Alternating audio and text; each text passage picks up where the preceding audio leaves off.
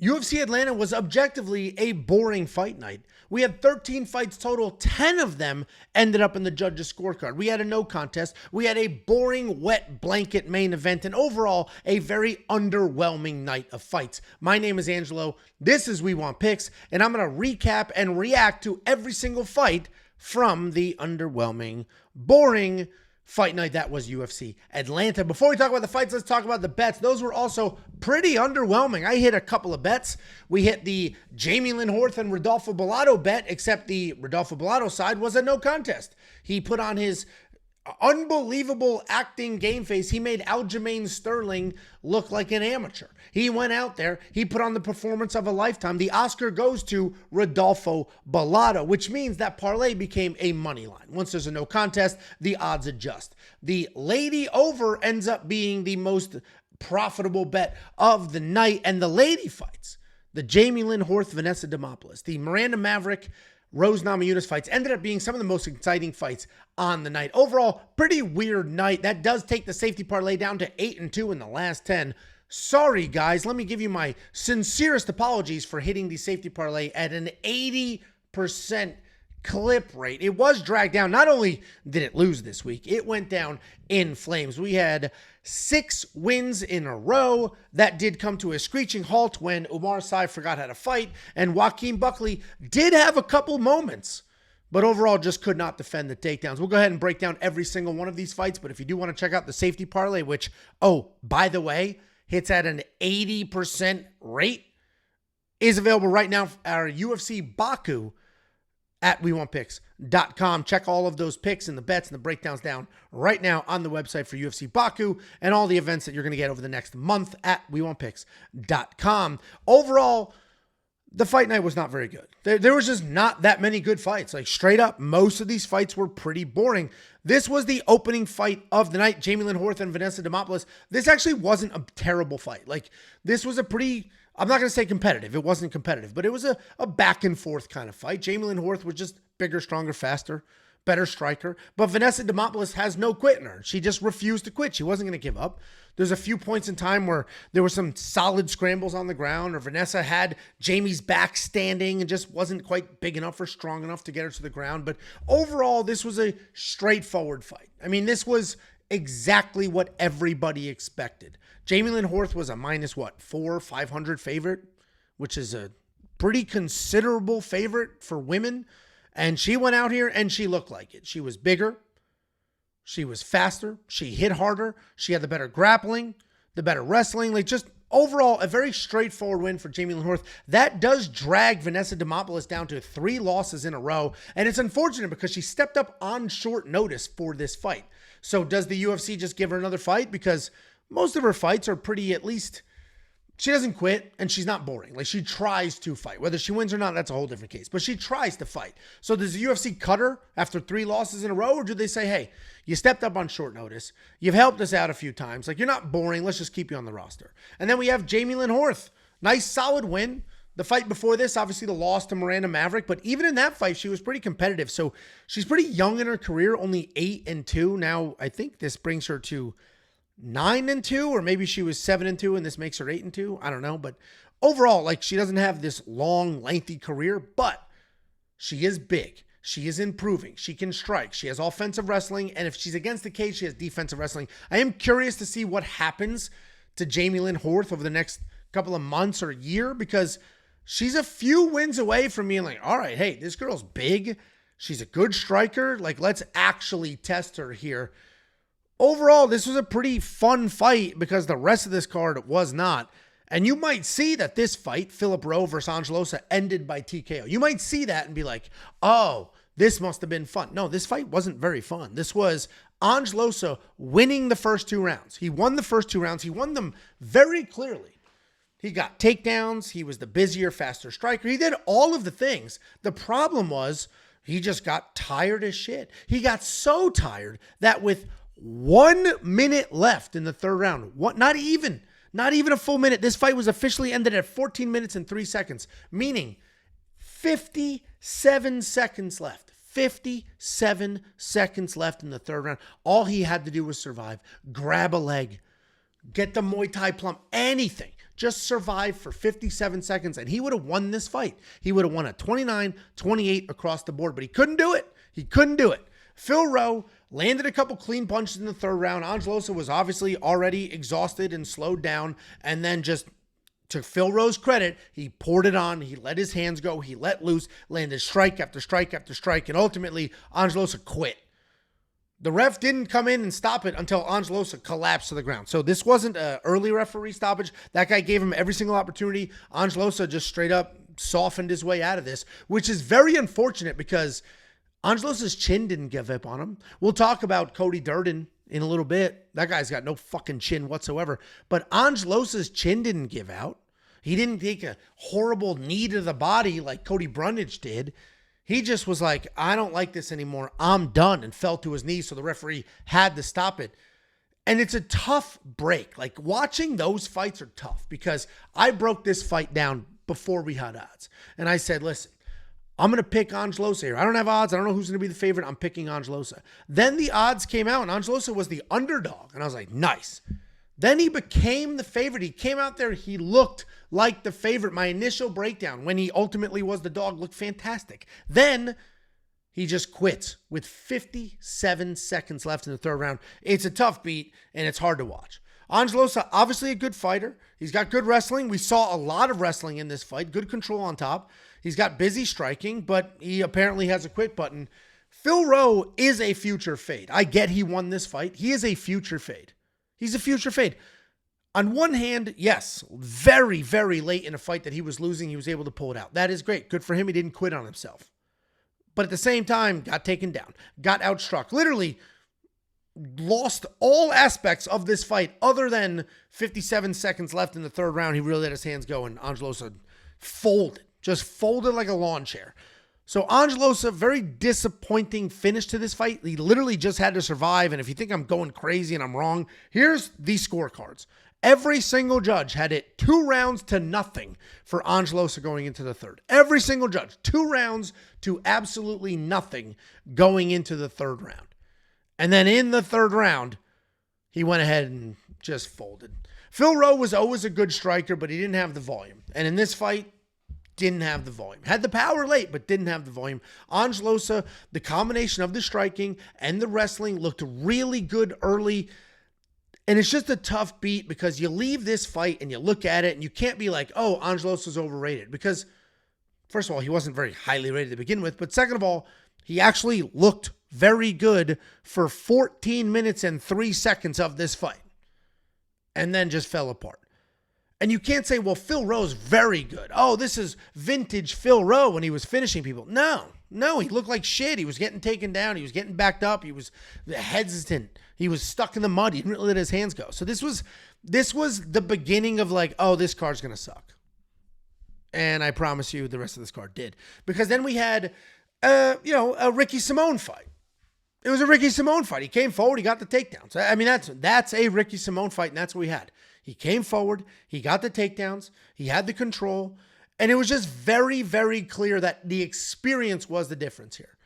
Like Cameron Smotherman had some success in his last fight. After he got taken down, he'd pop back up to his feet. He would be busy. He would immediately start doing stuff. He didn't get held down, but that was against another sort of new in his career UFC fighter.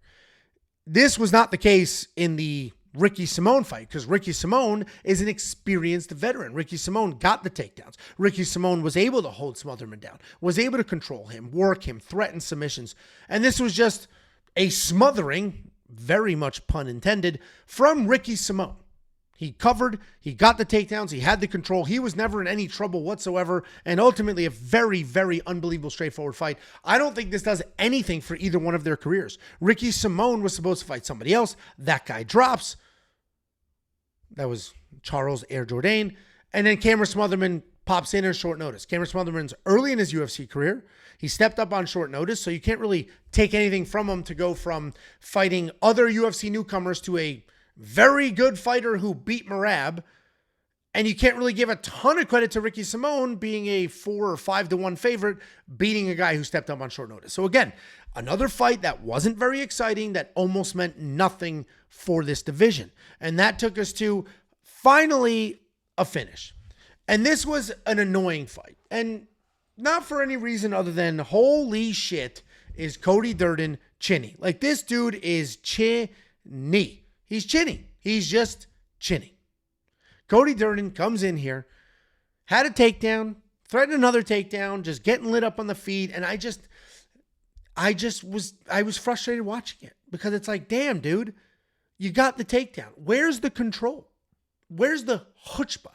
Just move forward. Shoot more takedowns. Where's the head movement?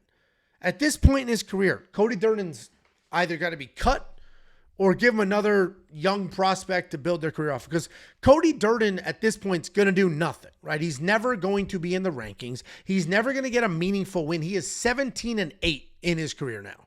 He's not going to get another meaningful win. He's just not. He got knocked out by Bruno Silva. That was the last old guy that he fought.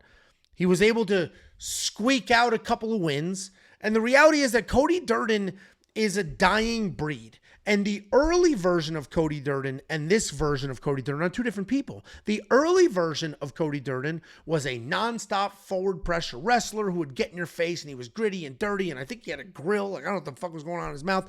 But he would be in that fight and he would get in your face. And you could trust his cardio. He's basically Marab-esque. But this version of Cody is just chinny as fuck. He's easily knocked out. The cardio isn't what it was or should be. And those are the things I will not understand, because this is quite literally your job. Quite literally your job. That's your job. You get paid to show up and fight. And while Cody Durden fights aren't necessarily boring, Kamaru Usman, they have become a bit of a very straightforward, you know what he's going to try to do, and if he can't do it, that's the end of it kind of fight. And that's just not going to pay your own bills. If you're trying to pay your bills and make a name for yourself, at the very least, go out there guns blazing. But he didn't. He got a couple of takedowns. He had good forward pressure, but once he started getting hit, that was the beginning of the end. Jose Ochoa, he came in here, he looked good. He got taken down, but didn't quit on himself. He got back up. He defended a few takedowns after that, let his hands go, trusted the process. He got it done. So Jose Ochoa beats an established UFC guy. Like, I just ragged on Cody Durden for 2.5 minutes here. But the reality is Cody Durden, at least at one point in time, not this minute, but at least at one point in time, had wins at the UFC level. And Jose Ochoa came in here and beat a guy who had wins at the UFC level. And that's kind of what we needed to see from him. He was a hype prospect in his last fight, but that was short notice. He wasn't able to get it done. In this fight, was able to get it done. So congratulations to Jose Ochoa. Just more of the same, right? Give him a couple more guys. Let's see how good he actually is. Let's work him up. And Cody Durden, you don't have to cut him at this point, because he did win his fight before this one. So we're not necessarily on the let's cut this bum type talk track, but he's not going to do anything for you. He's not going to win any meaningful fights. So give him other prospects and let prospects build their name off of him. And if he beats the prospects, then they're not real prospects. Then we had a very unbelievable straightforward fight from Malcolm Wellmaker. So this is another situation where, okay, we have a finish on paper. And this was only one of 3 finishes. And this was the final finish of the card. Every fight after this was not a finish. But let's remember, Malcolm Wellmaker was a minus 2,000 favorite, which means if you don't bet and you don't understand betting odds, that means that you would have to give the bookie $2,000. And if Malcolm Wellmaker won, they would give you your $2,000 back and then $100 profit. Tremendous favorite. Insanely huge favorite. And honestly, yes, he got the knockout. He got hit a lot of times leading up to that knockout. But this is his 3rd counter hook knockout in a row. That's Kris Moutinho just absolutely flat on his face, laying on the ground. And Jacob, the bet that Jacob did quite well on here was a under 1.5 bet. It was plus 100, I believe. It was a plus money bet. Because a lot of people, the general consensus here was, Kris Moutinho's tough. Hey, remember when Sean O'Malley couldn't knock him out? But it's like, well, Sean O'Malley did finish him. And then, even though all of you in the comment section said, well, the referee, then in his next fight, Guido Canetti finished him. And yeah, he got some wins on the regional scene, but that's the regional scene. He came in here, he got absolutely done, finished. Under 1.5 was an easy play here. And Malcolm Wellmaker did what he was supposed to do. So the guy gets a short notice UFC step up.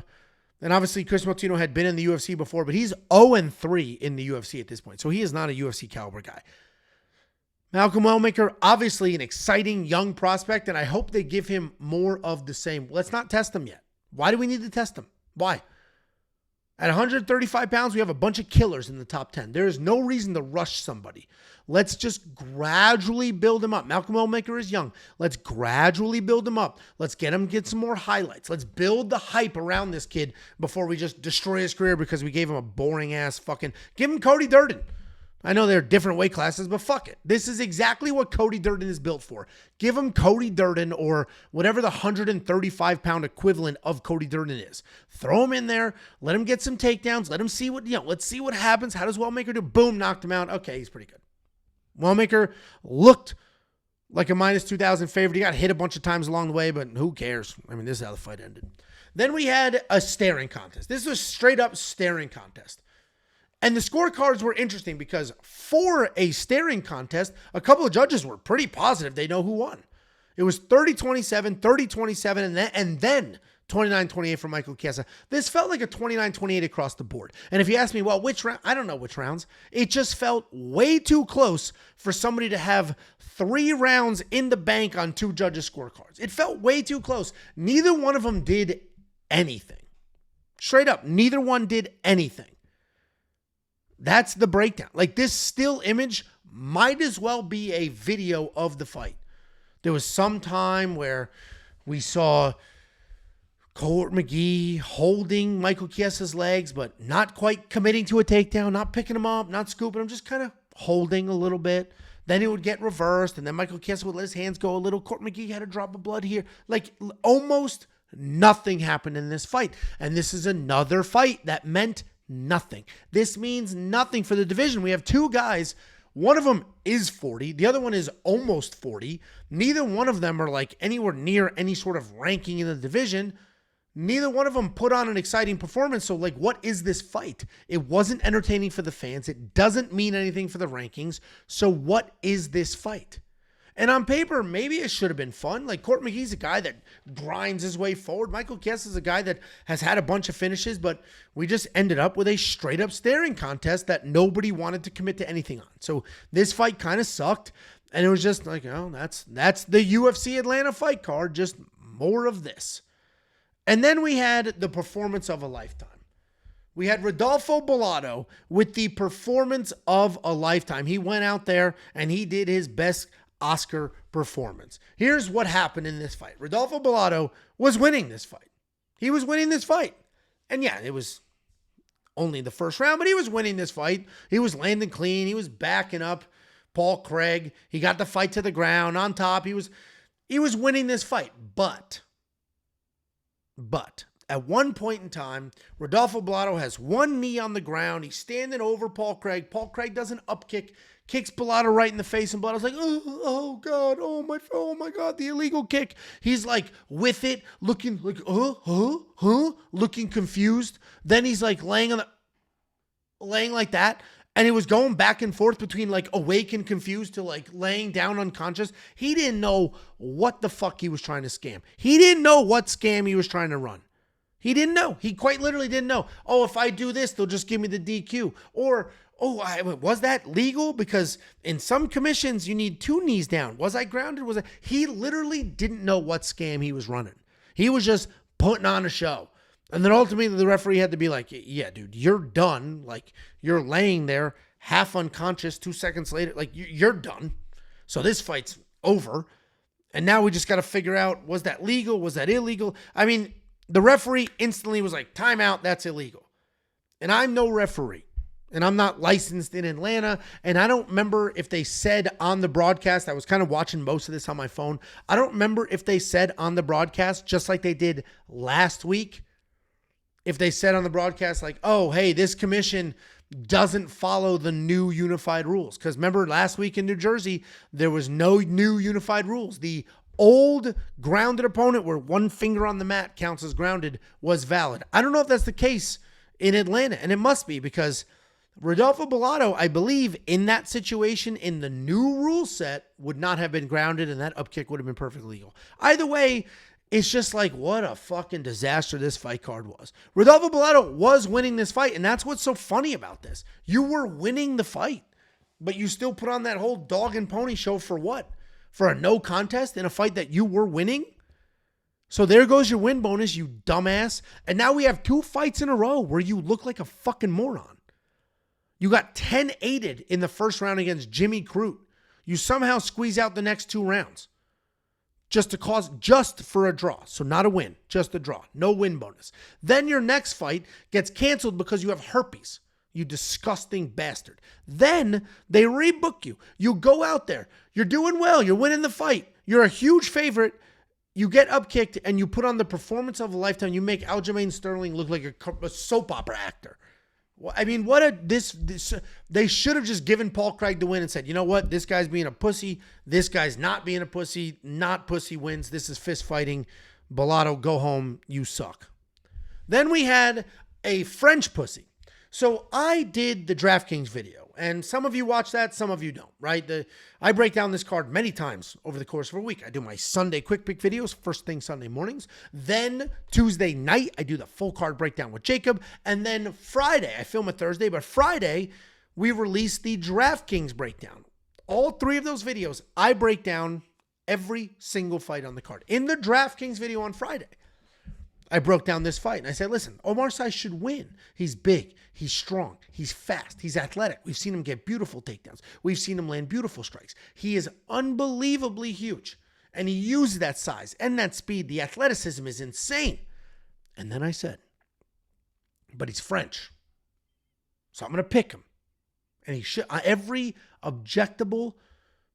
single measurable statistic, this guy should win this fight. But he's French. He's French. Look what happened to that Frenchman, William Wellman. You can't count on the French. And that's what we got here. We got a French pussy not engaging in a fist fight. We got a giant French pussy not engaging in a fist fight. You are a massive human being, a specimen of a human. You are tremendous. You are fast. You hit hard as fuck. You are coordinated. But he's French, so he's a pussy. And that's the problem. That's the problem.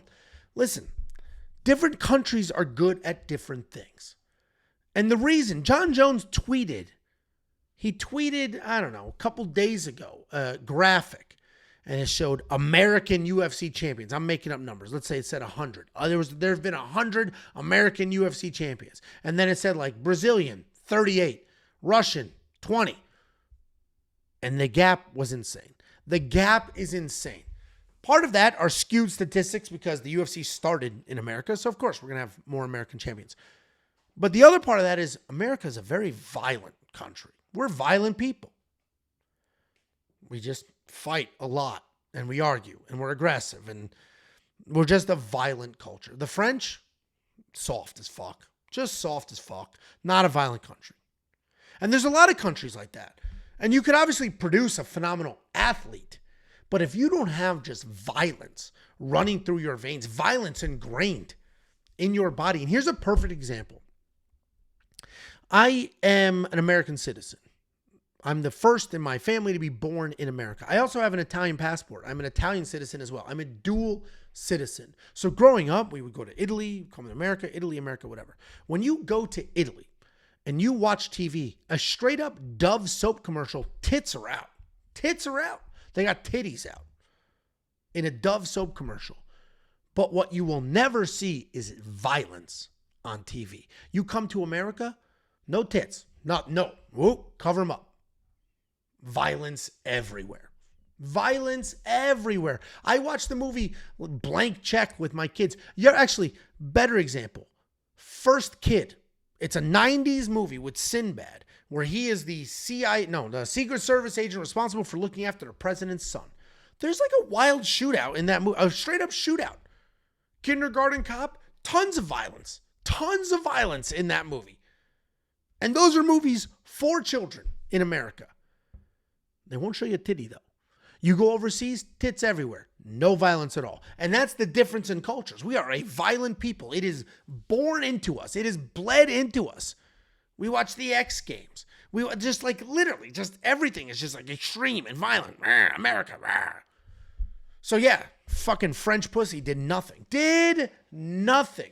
When he did try to do stuff, he had success. Second round. This is what I also won't understand. He clearly won the second round. Not by doing anything, just by holding on to Alonzo against the cage. Hold the legs, one leg, two leg, upper body, one leg, two leg. No actual takedowns, but holding the leg. Actually, I think he did get a takedown. But like holding against the cage for the most part, threatening takedowns. But he clearly won that round. You would think after losing the first, a close first, almost nothing happened, but at least Alonzo moved forward. You would think after losing the first, but very clearly winning the second, that Oumar Sy would say, you know what? Let me just do more of that in the third. No, he didn't do shit. He didn't do fucking shit, dude. He did quite literally nothing. Just another staring contest. This card fucking sucked. This card sucked. You can't even leave this being like, ooh, Alonzo's good. He didn't do anything either. But at least he did a little bit. And Oumar Sy's the 11-0 young prospect. Alonzo Menifield's 38. It's not on him to do something here. He was the 3-1. What I talk about? He's a 5-1 underdog. It wasn't on him to do something. It was on Oumar Sy as a 7-1 favorite to do something. And he just quite literally didn't. It's insane. Then we had another interesting fight. Everybody lost money on this fight. Everybody. Because people either bet the under 1.5 because they expected Mansour to just smoke Cody Brundage. They bet Mansour by knockout. That didn't hit.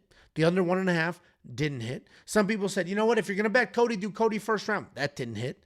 We ended up with Mansour by technical decision in what was an unbelievably close fight. So a couple things to unpack here. First of all, the two of them had a ton of respect for each other. Understandably so. Both of them have heavy hands. Both of them have good wrestling. Mansour's early in his career. Cody kind of usually waits for people to come at him. It was kind of another staring contest. Quite literally another staring contest of a fight. And then the third round starts. And for whatever reason, Cody Brundage just comes out. Bah, bah, bah, bah, bah, bah, guns blazing. They have a very exciting firefight. A good exchange for like 30, 35 seconds. Then apparently, Cody gets headbutted, and it is just like the beginning of the end, so they end up going to the judges' scorecard. I did not see the headbutt. I didn't see the headbutt. I was shocked when they said there was a headbutt. To me, it looked like there was a firefight. Then Mansour lands a knee right up the middle on Cody. Cody collapses. That's the fight. That's what it looked like to me. Then I turn around, I turn back, I look, and all of a sudden they're going to scorecards. They're talking about weird fights Cody have had before, and then all of a sudden they go to the scorecards. So they give the fight to Mansour. First of all, I personally think Mansour should have won because I didn't see the headbutt. Maybe I'm wrong. Maybe I need to go back and rewatch, and maybe there was a very blatant headbutt. If that was the case, then I take this all back. I didn't really see the headbutt. What I saw was a firefight and then a knee up the middle, which collapsed Cody. In that case, Mansour should have won. But then they went to the scorecards. When they did go to the scorecards, and it was pretty straightforward for Mansour, I actually was kind of surprised then because it felt like an unbelievably close fight. Almost nothing happened. I don't know how anybody could have watched this fight and been like, yeah, Mansour definitely won. I got an email. That was like, hey, I don't like that Jacob's pick was biased. That doesn't seem fair. And this was after the fight. And I was like, well, first of all, a couple of things. On the website, on WeWantPicks.com, you have 4 different human beings picking fights and then an artificial intelligence. So you essentially have 5 different people picking fights. So Jacob said he thinks Cody wins. And he said, I'm biased, but here's the breakdown. And then he broke it down for you. You could agree or disagree. Very simple. But there were 4 other people also picking this fight, not just Jacob. But then the fight actually happened. And was Jacob wrong? Was he wrong? Because he got a lot of fucking shit for picking Cody. Was he wrong? Didn't look wrong to me. That was a very, very close fight. A very close fight.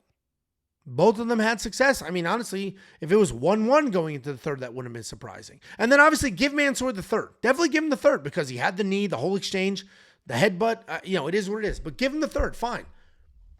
Some people, objective people who had no dog in this fight, were texting me, I actually think Cody won the first 2 rounds. So the takeaway here is this fight didn't live up to what it was supposed to be. Mansoor didn't go all in, understandably so. In his last fight, let's not forget the guy was on ice skates from a jiu-jitsu nerd.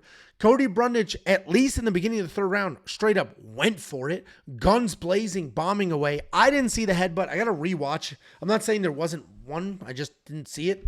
So I just got to rewatch and see what that exchange was. But, you know, this was an annoying fight if you're both of them, because neither one of them gets the credit of a win. Like, obviously, technically, Mansoor does, but he doesn't get the actual credit of a win. And it just wasn't that exciting, so nobody's stock goes up. I don't think any stock goes down either. I don't think you could watch this and leave this being like, Cody sucks. What? How? The first 2 rounds were super close, and apparently there was a headbutt that changed the outcome of the third round. So just another fight. It ended up in a decision, a technical decision, but it ended up in a decision. It just did not live up to the hype. We didn't get what we were expecting to get. Then we had Cody Garbrandt and Hani Barcelos, and this felt like the wrong decision. I thought Cody won this fight. What did Hani do? He had a couple decent shots, a bunch of failed takedown. Like, this just felt like Cody Garbrandt won this fight. So all 3 Codys went down with losses, all 3 of them. And this felt like Cody Garbrandt won this fight. It was close, but it felt like he did enough. It felt like his hands were good. It felt like the takedown defense was good. It felt like the footwork was good. It felt like he did enough to win this fight. But now here he is on an unbelievable losing streak. Not able to finish a 40-year-old Hani Barcelos. Not able to get it done. Not able to beat, at least not beat clearly enough to win a decision, a 40-year-old Hani Barcelos. Cody Garbrandt, they're going to cut him. They're going to cut him because the problem is he's expensive. He's a former world champion. He's not cheap. So you're going to pay this guy, what, 50, 60, 80, 90, $100,000 to fight at this level? The main card of a fight night, but like not the co-main and a fight that means nothing. He's just fallen lower and lower in the rankings. What the hell are you going to do with Cody Garbrandt? Here's what we do. I figured it out, guys. I figured it out. I solved their problems here. Give Cody Garbrandt to Cody Durden and cut the loser. That's it. Done. I solved the problem. Cody Garbrandt versus Cody Durden, cut the loser. Both of them at this point, like, what are we doing? What are we doing? We're trying to build the best league on the planet. The UFC is supposed to be the best fighters on planet Earth and also the most exciting fights. And oddly enough, even with this fight night not being very good, the UFC still has the best fights on the planet. Have you ever watched the PFL? Have you ever watched it? It's not good. It's just not good. So the UFC is still somehow putting out the best fights that a fight promotion can put out. But they need to do a little more focus on the best fighters. Like if Cody Garbrandt was out here putting on a show, exciting, and he's still losing, it's okay. He's exciting. He's fun. Use him to test the young guys. But if we're getting fights like this where he's struggling against 40-something-year-olds, what are we doing? Hani Barcelos, couple wins in a row. He was a favorite in this one, huge underdog in the last one. Couple wins in a row. Like, you can't get mad at him. Like, it's not his fault. If the judges rule a fight in the wrong direction, and maybe, and you guys will let me know in the comments, you always do, if this was a good decision or a bad one, maybe it was a good one. Maybe I had a wrong read here. It just felt like Cody won. I had no money on it, so no dog in this fight. It just felt like Cody won. It felt like the defended takedowns, the footwork, the cleaner striking. Obviously, Cody got a little bloodied. I also think, this is a crazy theory, Cody's got this new tattoo like down his eyeball. I also think that did him a disservice because I, as a fan, I watched this fight so that the whole day was like, watch some fights on my phone. Then we went to my buddy's house and I watched it on like an 86-inch TV. So I'm watching these fights on a big-ass TV right in front of me. I'm not drinking. I'm watching the fights. Like, we're good. I'm sober at this point. So we're watching the fights. And he's got this tattoo down his eye and into his cheek. And at first I'm like, oh man, Cody's cut. And then I'm like, oh, no, that's a tattoo. Maybe that did him a disservice. Maybe the judges are seeing like, you know, discoloration going down his eye and they think like, I don't know, but didn't feel like the right decision. Let me know what you guys thought. Then we had the featured fight of the evening, and this is pretty straightforward. This Edmund Shabazian beats Andre Petrosky. Very straightforward. And Andre Petrosky not even like going all in on the wrestling is the most bizarre thing to me. What the fuck is the point? What is the point? Like, why do you train wrestling if you're not going to use it? I don't get it. And it's not like he shot a ton of takedowns and Edmund shucked them all and out-scrambled them and made him pay. No. couple of half-ass attempts that went nowhere, and then just like a full-blown abandonment. And I don't know if it's the delusion of like, I'm going to land the knockout shot, so let me stick it out up here, or just maybe the lack of self-confidence, like, hey, if I shoot a takedown, I'm not going to get it, or I'm going to get tired. I don't know what it was. I don't know what it was.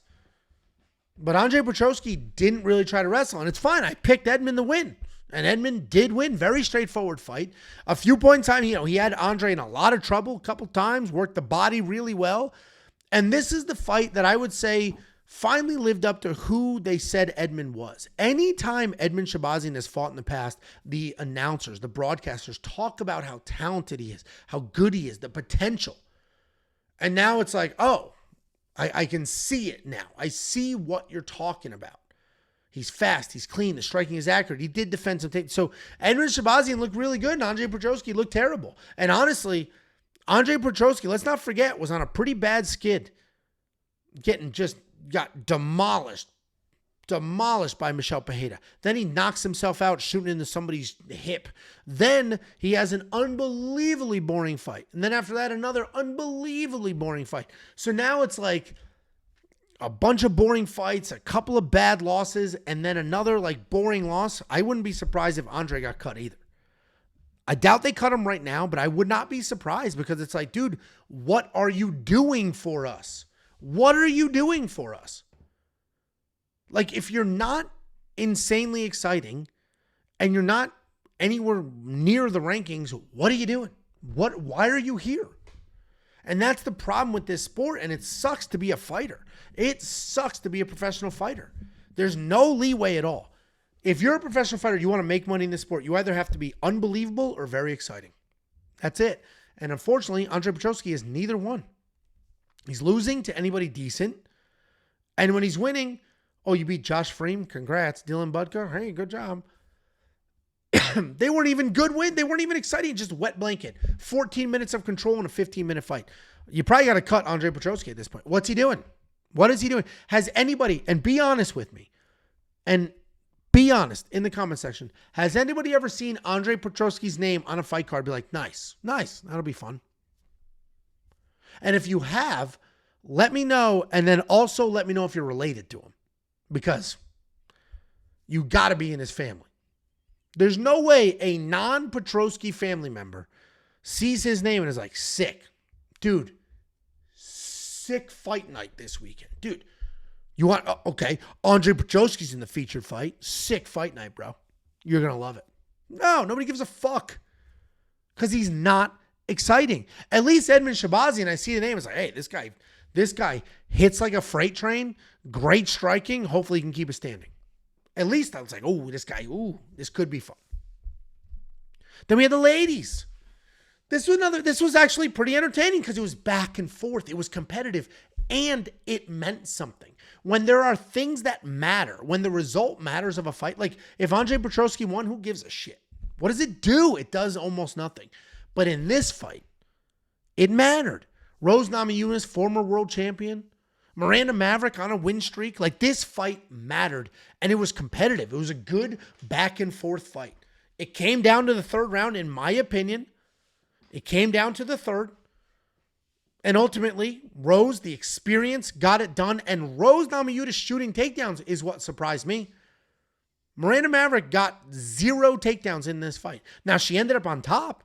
She ended up in some very solid positions, but that's because Rose got it to the ground, and then once it was on the ground, Miranda ended up winning a scramble. So, listen, Miranda is quite literally hanging her head in this picture, but she had a very good performance against a former world champion who is not washed up.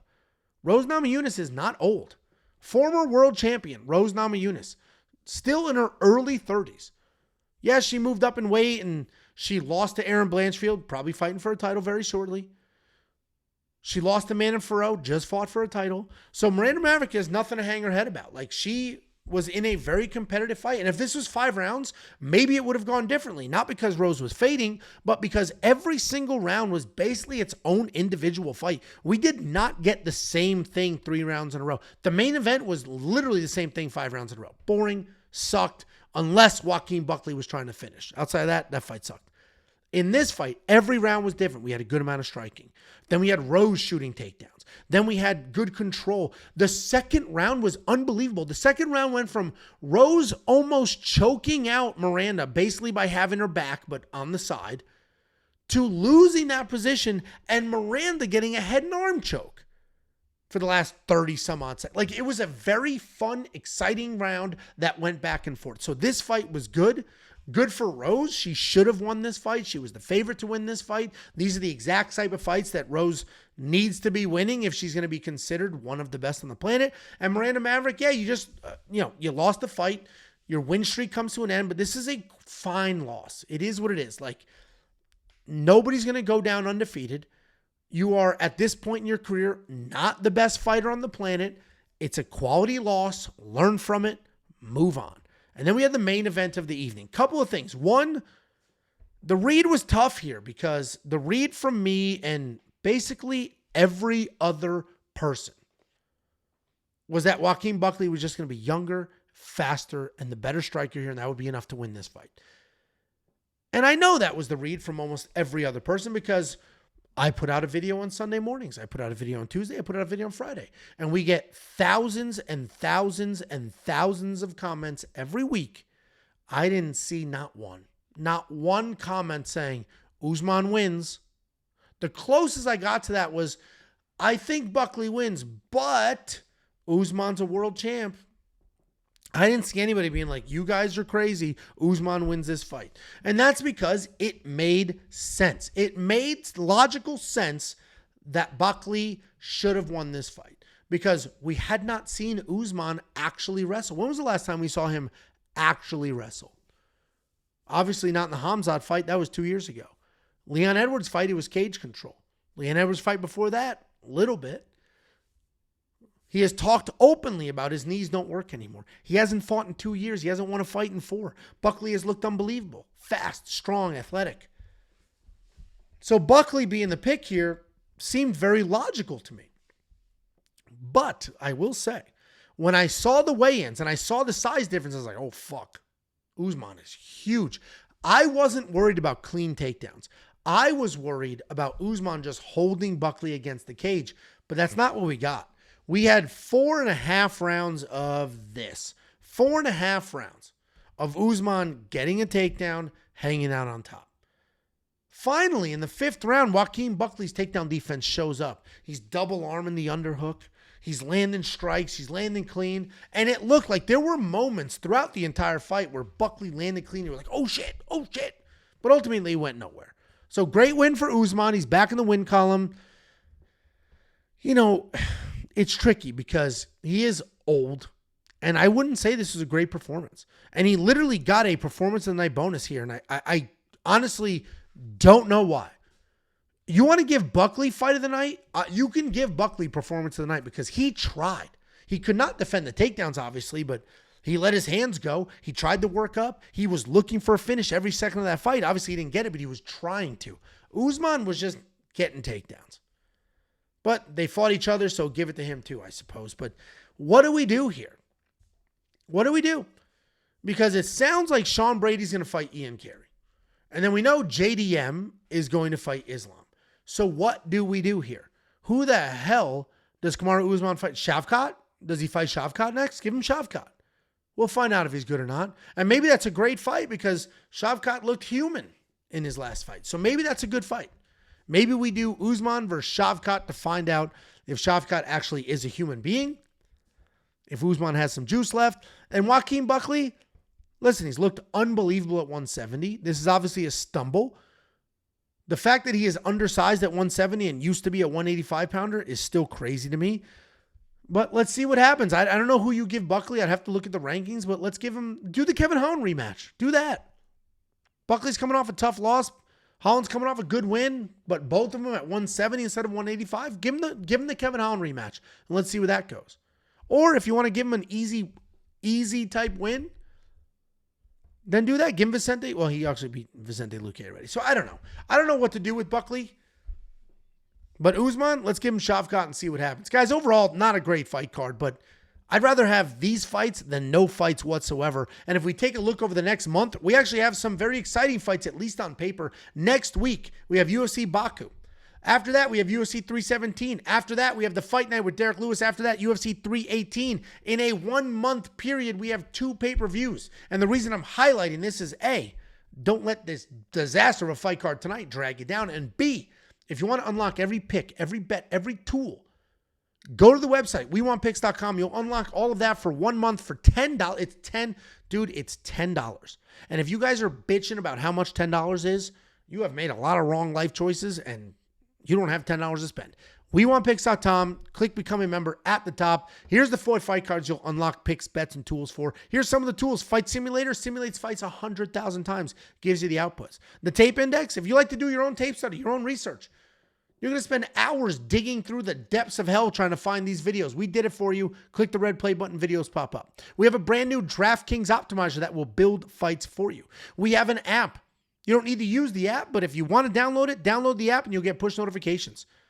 And UFC 317 and 318 are pay-per-views, and we open mail on pay-per-views. So if you want to send us something, we will open it. WeWantPicks.com is the website to become a premium member. We Want Picks, P.O. Box 406, Prosper, Texas. 75078 is the address if you want to send some mail to. Guys, thanks for the watch. I appreciate it. Let me know your comments on this fight card. Honestly, maybe I'm just like wildly negative because it's 2 o'clock in the morning and it's like, what did I stay up for? But let me know. I'm curious. I'm curious what the general sentiment was of this fight card.